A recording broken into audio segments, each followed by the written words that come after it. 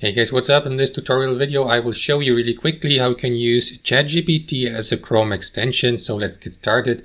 Now guys, in the first step, head over to the Chrome Web Store and search for ChatGPT as an extension here. Simply type in ChatGPT here in the search bar and select the first entry you see. Click on it. Next, click on Add to Chrome here to add it as an extension to your Google Chrome browser. Give permissions if needed and if you want. And once that's done guys, once ChatGPT has been added as an extension, click on that button here inside your Google Chrome browser. Select ChatGPT from that list of extensions and pin it by clicking on that button here. That will make the ChatGPT extension available for you at any time here on Google Chrome. So now you can access ChatGPT anytime by clicking on the extension icon here and simply start a conversation with ChatGPT without heading over to ChatGPT's homepage. And that's basically it. Thanks for watching and have a wonderful day.